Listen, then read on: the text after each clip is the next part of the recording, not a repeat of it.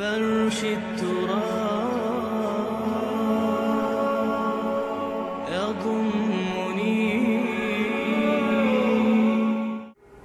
اعلان بالفور 1917 یہودی آباد ہونے شروع ہو گئے، اور اصل میں اسی کے لیے خلافت کو منسوخ کرایا گیا۔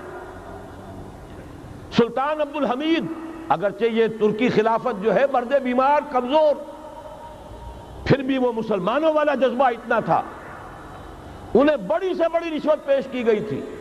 ظاہر بات ہے یہودیوں سے بڑھ کر رشوت دینے والا کون ہو سکتا ہے، جن کے ہاں ایسے بینکر ہوں جو 40 بلین ڈالر کا ایک چیک لکھ سکیں۔ پھر یہ کہ ان پر سیاسی دباؤ بہت ڈالا گیا۔ انہوں نے جب تک خلافت عثمانیہ برقرار رہی، یہودیوں کو فلسطین میں آباد ہونے کی اجازت نہیں دی، کہ جو معاہدہ کیا تھا حضرت عمر نے رضی اللہ تعالی عنہ، خلیفہ ثانی نے، خلیفہ راشد نے، ہم اس کے پابند ہیں، اور ہم یہاں یہودیوں کو آباد ہونے کی اجازت نہیں دیں۔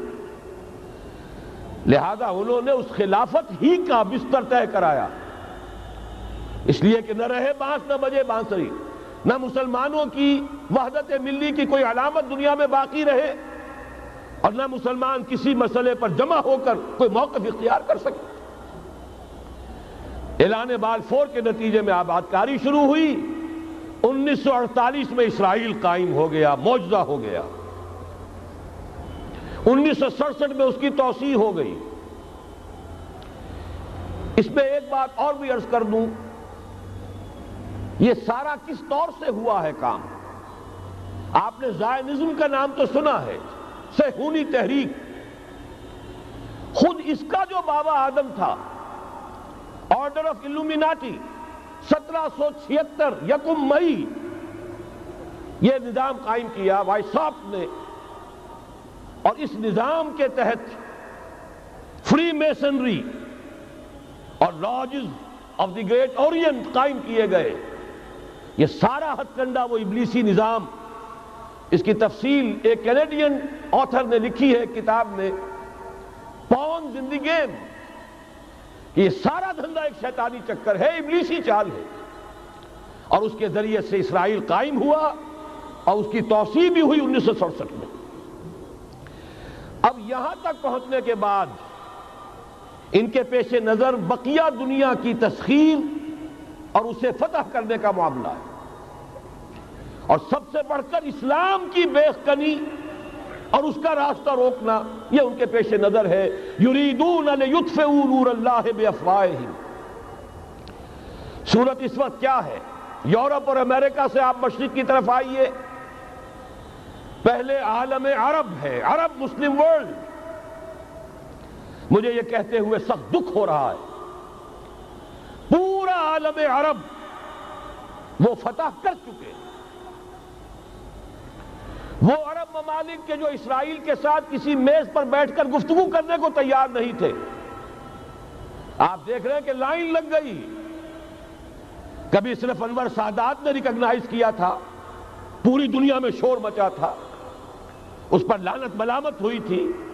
اب تو ایک ایک کر کے، وہ شاہ حسن ہو چاہے شاہ حسین ہو، اب تو وہاں سے ویزے ختم ہو رہے ہیں۔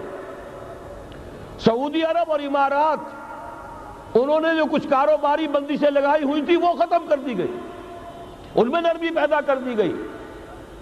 یہ صورتحال ہے کہ واقعتاً ان کی جو عالمی تسخیر کا پروگرام ہے وہ آگے بڑھ رہا ہے، اور بدقسمتی سے امت مسلمہ کا جو قلب ہے، اس امت کا قلب امیین پر مشتمل ہے۔ هو الذی بعث فی الامیین رسولا منہم یتلو علیہم آیاتہ ویزکیہم الی آخر الآیہ۔ حضور بھی امی تھے، انہی میں سے تھے صلی اللہ علیہ وسلم۔ لیکن آج وہ قلب جو ہے عالم اسلام کا، وہ یہودیوں کے شکنجے میں کسا جا چکا ہے۔ اکثر وہاں کے جو حکمران ہیں، امریکہ کے ایجنٹ ہیں، سٹوجز۔ یہ حالات جہاں تک عالم عرب کا تعلق ہے، تلخ حقائق ہیں جو بیان کر رہا ہوں، اس لیے کہ آپ کے سامنے رہنا چاہیے۔ یہ جو اقبال نے کہا کہ دنیا کو ہے پھر مارکہ روح و بدن پیش، ابلیس نے پھر اپنے درندوں کو ابھارا، اللہ کو پامردی مومن پہ بھروسہ، ابلیس کو یورپ کی مشینوں کا سہارا، یہ دوبارہ ایک بہت بڑے پیمانے پر حق و باطل کا گھمسان کا رنگ پڑنے والا ہے۔ ملاحم کی جو حضور صلی اللہ علیہ وسلم نے پیشین گوئیاں فرمائی، الملحمۃ العظمیٰ، تاریخ انسانی کی عظیم ترین جنگ جو ابھی آنے والی ہے، اس کو سمجھ لیجئے اچھی طریقے سے کہ اس میں جو قوتیں ایک دوسرے کے مقابل آ رہی ہیں وہ کون سی ہیں۔ نیو ورلڈ آرڈر کہنے کو امریکہ کے زیر قیادت ہے، حقیقت میں امریکہ خود یہودیوں کے پنجے میں ہے۔ یہ وہی ابلیسی طاقت ہے جو آگے بڑھ رہی ہے۔ عالم عرب کو فتح کرنے کے بعد اب ان کے پاس اگلا عالم اسلام کا حصہ ہے، غیر عرب مسلم ورلڈ۔ ایران ہے، اس کے شمال مشرق میں ترکستان ہے، روسی اور چینی، مشرق میں افغانستان ہے، پاکستان ہے، یہ ایک بہت بڑا سالڈ بلاک ہے۔ اس کے بعد اگرچہ ہندوستان آتا ہے، بھارت، ظاہر بات ہے کہ وہاں مسلمان اقلیت میں ہیں سوائے کشمیر کے، لیکن یہ نوٹ کیجئے کہ وہاں بھی کم سے کم 15-18 کروڑ مسلمان موجود ہیں۔